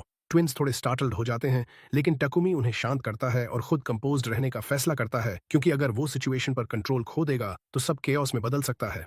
नेचुरली विवियानी पहले अटैक नहीं करती, बल्कि हर मूवमेंट को केयरफुली ऑब्जर्व करती है, जैसे उन्हें टेस्ट कर रही हो। टकुमी सिचुएशन एनालाइज करने लगता है। विवियानी का लेवल उनसे बहुत ज्यादा हायर था, लेकिन उनकी strategy, water magic, fire magic और फेमिलियर्स के साथ अभी भी चांस था। उसी मोमेंट पूरा एटमॉस्फेयर बदल जाता है, क्योंकि पहली बार ट्विंस को हाई लेवल ओपोनेंट से फेस करने का जेन्युइन एक्साइटमेंट महसूस होता है और वे प्लानिंग करने लगते हैं, रोल्स डिवाइड करने लगते हैं। जोएल विक्टर की मूवमेंट्स पर वॉच करेगा, ऑलन वाटर मैजिक कंट्रोल करेगा, एलेना फिजिकल सपोर्ट देगी, जबकि टकुमी एडवांस्ड मैजिकल अटैक्स पर फोकस करेगा। उन मोमेंट्स में टकुमी को जेन्युइन प्राइड महसूस होती है, क्योंकि ये दोनों बच्चे सिर्फ वाटर के रूलर के डिसेंडेंट्स नहीं थे, बल्कि वे एक दूसरे के साथ खड़े होकर अपने से फार स्ट्रॉन्गर एनिमीज का भी सामना कर सकते थे। समस्या ये थी कि उन्हें नहीं पता था कि उसे कैसे वेकअप करें, इसलिए टकुमी ने अपना दिन नॉर्मली चलाने का फैसला किया और लंच तैयार करने लगा, जैसे खुद से कह रहा हो, if she will not wake to words, perhaps she will wake to food. ये सोल्यूशन सच में इफेक्टिव साबित हुआ, क्योंकि डीमननेस फूड की स्मेल से रेवनसली हंग्री होकर जाग गई, जैसे उसकी भूख जग गई हो। उसकी भूख ने ही उसे जगा दिया था, दिमाग नहीं। टाकुमी ने उसे कुछ खाना दिया और वो उसे अजीब तेजी से खा गई। थोड़ा शांत होने के बाद वो खुद को इंट्रोड्यूस करने लगी। उसने बताया कि वो एक स्पाई है और एक सीक्रेट मिशन पर आई थी, मेड के रूप में डिस्गाइज होकर। वो एक नोबल फैमिली की जांच कर रही थी जो अजीब प्रॉब्लम्स से घिरी हुई थी। मुश्किल ये थी कि काम के दौरान उसके सप्लाई खत्म हो गए थे, इसलिए उसे कुछ ट्रिक्स और संदिग्ध तरीकों से गुजरना पड़ा था। वो अजीब और उलझी हुई कहानियां सुनाने लगी। कभी कभी उसकी बातें बेतरतीब हो जाती थीं, लेकिन ट्विंस को ये सब बहुत मजा आ रहा था, क्योंकि पहली बार उन्हें किसी ऐसे इंसान की कहानियां सुनने को मिल रही थीं जिनकी जिंदगी उनके अपनी से बिल्कुल अलग एडवेंचर्स से भरी हुई थी। आखिर में वो अजीब लड़की उठकर जाने लगी, लेकिन जाते जाते उसने टाकुमी से पूछा कि ट्विंस से उसका क्या रिश्ता है, क्या वो उनके फादर हैं या बड़े भाई। टाकुमी ने शांति से जवाब दिया कि वो खुद को उनका बड़ा भाई मानता है। ये सवाल ट्विंस का ध्यान खींच गया, क्योंकि उन्हें मूल रूप से फादर शब्द का मतलब ही नहीं समझ आ रहा था। इसलिए वो टाकुमी को बड़े क्यूरियस नजरों से देखने लगे और उससे इसके बारे में पूछने लगे। टाकुमी ने उनके सवाल का मतलब समझ लिया और जान गया कि उन्हें अभी तक फैमिली का मतलब भी नहीं पता, क्योंकि हाल ही तक वो जंगल के बीच में अकेले रहते थे, सिर्फ एक दूसरे पर निर्भर रहकर। इसलिए वो बैठ गया और धीरे धीरे उन्हें समझाया कि फैमिली का मतलब है वो लोग जो तुम्हारी रक्षा करते हैं, तुम्हारी केयर करते हैं और चाहे कुछ भी हो जाए तुम्हारे साथ रहते हैं। उसने ज्यादा जटिल डिटेल्स में नहीं गया, लेकिन आखिर में शांत मुस्कान के साथ उसने कहा कि अब वो एक फैमिली हैं और यही सबसे ज्यादा मायने रखता है। बस ये एक वाक्य काफी था कि ट्विंस मुस्कुरा पड़े और उसके करीब आ गए, जैसे पहली बार उन्हें सच्ची स्थिरता का एहसास हो रहा हो। अगले दिन उन्होंने फैसला किया कि नई सिटी में एडवेंचरर्स गिल्ड देखने जाएंगे। जैसे ही वो अंदर घुसे, रिसेप्शनिस्ट पूरी तरह स्तब्ध रह गई जब उसने देखा कि टाकुमी एक रैंक है। वो बार बार उस कार्ड को घूर रही थी, जैसे यकीन ही नहीं हो रहा हो। और सबसे महत्वपूर्ण बात, जब उन्होंने साझा नामी डंजन की डिस्कवरी के बारे में सुना, तो गिल्ड के अंदर का माहौल पूरी तरह उलट पुलट हो गया। रिसेप्शनिस्ट बहुत ज्यादा एक्साइटेड हो गई और वो टाकुमी से हर छोटी छोटी डिटेल पूछती रही। आखिरकार टाकुमी ने उसे पूरी कहानी बता दी, शुरुआत से लेकर जब उन्होंने एंट्रेंस ढूंढा और फिर फ्लोर्स की पहली एक्सप्लोरेशन तक। बताते चलें कि नई सिटी का नाम बाय था, एक बहुत एक्टिव कोस्टल सिटी जो मूवमेंट, कॉमर्स और टूरिज्म से भरी हुई थी। आइजैक की रिकमेंडेशन से वो मिस्टर रिस्नर से मिले, जो उनके बड़े भाई थे। उन्होंने उन्हें गर्मजोशी से वेलकम किया, क्योंकि उन्हें आइजैक से पहले ही उनके बारे में पता चल चुका था। जब टाकुमी ने उन्हें डंजन डिस्कवर करने की बात बताई, तो वो इंसान बेहद एक्साइटेड हो गया, क्योंकि उसके इलाके में नया डंजन आने से पूरी सिटी की इकोनॉमी बदल सकती थी। इस दुनिया में डंजन को सच्चा खजाना माना जाता है, क्योंकि वो हर तरफ से एडवेंचरर्स को अपनी तरफ खींचते हैं। इसका मतलब होता है ज्यादा विजिटर्स, होटल्स, रेस्टोरेंट्स और मर्चेंट्स के लिए ज्यादा बिजनेस। और आधुनिक कम्युनिकेशन के बिना भी इस दुनिया में खबरें डरावनी तेजी से फैलती हैं, खासकर एडवेंचरर्स के बीच। लेकिन टाकुमी अभी भी फेम से दूर रहना पसंद करता था, इसलिए उसने रिस्नर से कहा कि वो न तो उसका नाम और न ही ट्विंस का नाम ऑफिशियल रिपोर्ट्स में लिखें। रिस्नर ने उसकी इच्छा का सम्मान करते हुए हामी भर दी, लेकिन बताया कि जो रिपोर्ट्स आखिरकार किंग तक पहुंचेंगी उनमें पूरी डिटेल्स हो सकती हैं, क्योंकि वो एडमिनिस्ट्रेटिव प्रोसीजर था जिसे करना जरूरी था। मामला थोड़ा शांत हो गया जब रिस्नर ने उन्हें अपने घर पर लंच के लिए इनवाइट किया। वहां उन्होंने उनकी वाइफ ओलिविया से मुलाकात की, जो बहुत जेंटल और गर्मजोशी से वेलकम करने वाली लेडी थी। और वहां उन्होंने उनके 2 छोटे ट्विन बच्चों से भी मुलाकात की, जो बेहद प्यारे थे और जिनके नाम थियोडोर और लैटिस थे। जैसा उम्मीद थी, टाकुमी के ट्विन्स बहुत खुश हो गए, क्योंकि ये पहली बार था जब उन्हें अपनी उम्र के बच्चों से मिलने और नेचुरल तरीके से इंटरैक्ट करने का मौका मिला। शुरू में हालांकि वो बहुत शर्मीले थे, इतना कि वो टाकुमी के पीछे छिप गए और सावधानी से उनकी तरफ झांक रहे थे। उनका लुक इतना इनोसेंट था कि कोई भी कल्पना नहीं कर सकता था कि इन 2 बच्चों के पास ऐसी पावर है जो किसी प्रोफेशनल एडवेंचरर को भी डरा सकती है। टाकुमी ने धीरे से आगे बढ़कर बताया कि ट्विन्स किसी से पहली बार मिलने पर नर्वस हो जाते हैं। थियोडोर और लैटिस ने स्थिति समझी और उन्होंने उनसे धीरे धीरे और बिना किसी प्रेशर के बात करना शुरू कर दिया। धीरे धीरे माहौल गर्म होता गया, खासकर जब सब टेबल पर बैठ गए। वहां टाकुमी ने मौका उठाया और एक स्पेशल डेजर्ट निकाला जो ट्विन्स को बहुत पसंद था।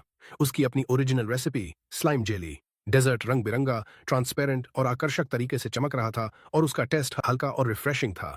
जैसे ही रिस्नर के बच्चों ने उसे टेस्ट किया, उनकी आंखें चमक उठीं और उन्होंने तुरंत टाकुमी से पूछा कि उन्होंने इसे कैसे बनाया। खाना और डेजर्ट ने शर्म की दीवार को जल्दी ही तोड़ दिया और जल्द ही चारों बच्चे गार्डन में साथ खेलने लगे, सिंपल गेम्स ट्राई कर रहे थे और जोर जोर से हंस रहे थे। टाकुमी दूर से उन्हें देख रहा था और उसे अजीब सा सुकून महसूस हो रहा था, जैसे वो एक झलक देख रहा हो उस साधारण जिंदगी की जो शायद होती अगर चीजें अलग तरह से हुई होती। खेलते खेलते ट्विन्स धीरे धीरे अपना दिल खोलने लगे और पहली बार अपनी उम्र के बच्चों से इंटरैक्ट करने की कोशिश कर रहे थे। और इससे उन्हें सिंपल लेकिन बहुत जरूरी चीजें सीखने को मिली, जैसे शेयरिंग, कोऑपरेटिंग और बिना डर या सावधानी के हंसना। टाकुमी उस सीन को देखकर चुपचाप मुस्कुरा रहा था। उसे लग रहा था कि जितनी थकान और खतरे वो झेल चुका था, वो इस पल के लिए काबिल थे। ट्विन्स को नॉर्मल लाइफ जीते देखना, भले ही सिर्फ थोड़ी देर के लिए।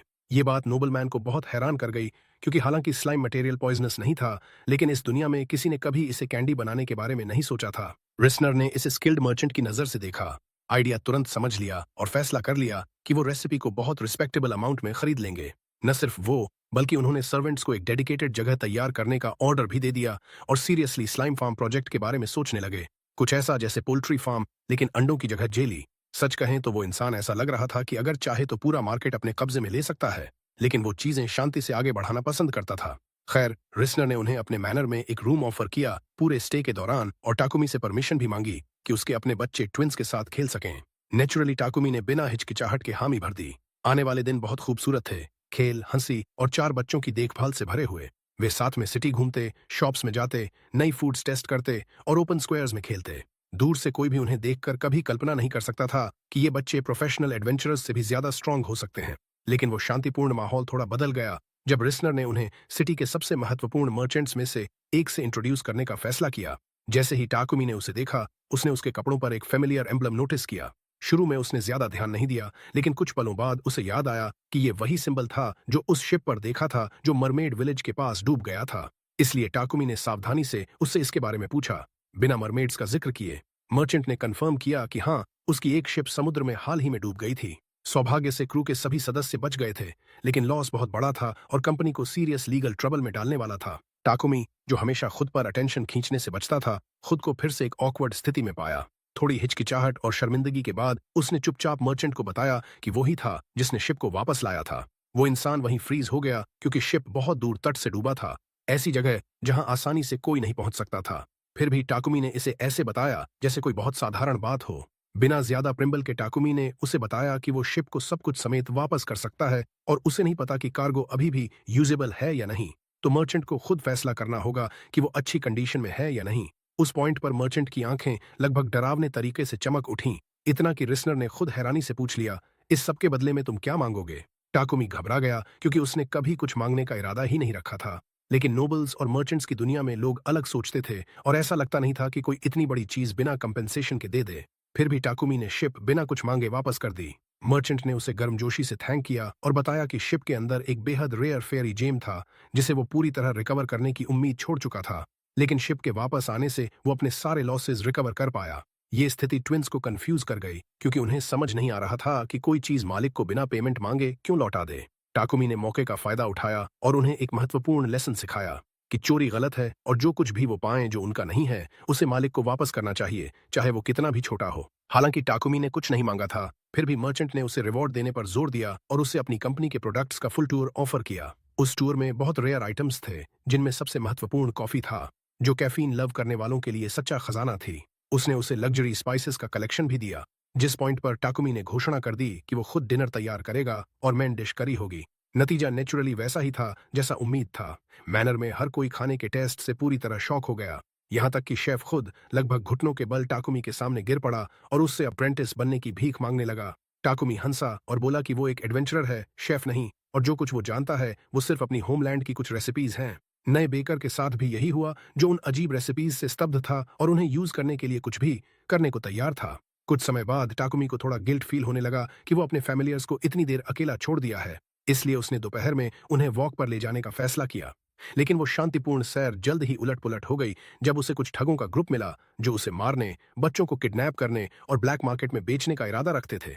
नेचुरली बैटल शुरू होते ही तय हो गई थी। ठगों को तेजी से हरा दिया गया। टाकुमी वहां नहीं रुका, बल्कि उनकी हाइडआउट तक ट्रैक किया, बाकी गैंग को भी मिटा दिया, किडनैप की गई महिलाओं को फ्री किया और वो सारा पैसा ले लिया जो वो छिपा कर रखे थे।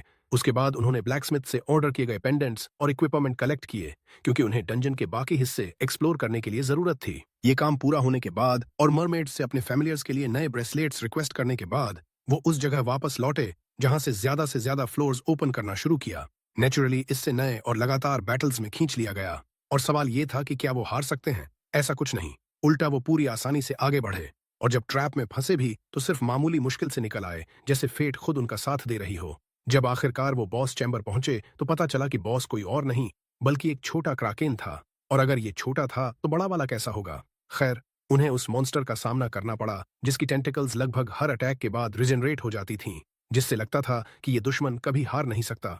लेकिन पता चला कि इसकी एक वीकनेस थी, इसे overwhelming number of consecutive attacks से अटैक करना पड़ता था ताकि उसे लिम्ब्स रिजेनरेट करने का चांस ही ना मिले। और ठीक यही उन्होंने किया। टीम के हर मेंबर ने अपनी पूरी स्ट्रेंथ फाइनल असॉल्ट में झोंक दी और उन्होंने अपने अलग अलग एलिमेंट्स को भी साथ में कंबाइन किया। इस तरह उन्होंने बॉस को डिफीट कर दिया और ट्रेजर क्लेम किया, जो एक बहुत पावरफुल स्वॉर्ड था जो फायर मैजिक से चार्ज था। कुछ समय बाद जब वो रिस्नर मैनर वापस लौटे तो एलन और एलेना अपने नए दोस्तों को अपनी लेटेस्ट एडवेंचर की हर डिटेल बता रहे थे। अजीब बात यह कि वहां उन्हें रॉबिन और आइजैक मिल गए। दोनों उन्हें कैपिटल ले जाने आए थे ताकि किंग से मुलाकात हो सके। हाँ, अपनी अननोटिस्ड रहने की सारी कोशिशों के बावजूद टाकुमी अभी भी स्टोरी का हीरो था और उसने अपने अचीवमेंट्स की वजह से अपना नाम पैलेस के हॉल्स तक पहुंचा दिया था। शुरू में उसे किंग ऑफ गार्डिया से मिलने का आइडिया ज्यादा पसंद नहीं आया, क्योंकि उसे पता था कि इतनी पावर वाले किसी से डील करना अतिरिक्त ट्रबल ला सकता है, लेकिन साथ ही वो इनकार भी नहीं कर सकता था। ट्विंस से कंफर्म करने के बाद कि उन्हें कोई प्रॉब्लम नहीं है, वो मान गया। इसलिए एलन और एलेना ने बले में अपने आखिरी दिन नए दोस्तों के साथ एंजॉय किए। उसी समय टाकुमी ने रॉबिन, आइजैक और रिस्नर के साथ बातचीत के दौरान एक बहुत इमोशनल मोमेंट गुजारा, जब उन्होंने उसे बताया कि हालांकि ब्लड से रिलेटेड नहीं है, लेकिन ट्विंस के साथ उसने जो फैमिली बनाई है वो उन्होंने कभी देखी सबसे खूबसूरत फैमिलीज में से एक है। धीरे धीरे टाकुमी पिछले महीनों में एलन और एलेना के साथ जो कुछ भी गुजरा था वो सब याद करने लगा और उसकी आंखों से आंसू बहने लगे।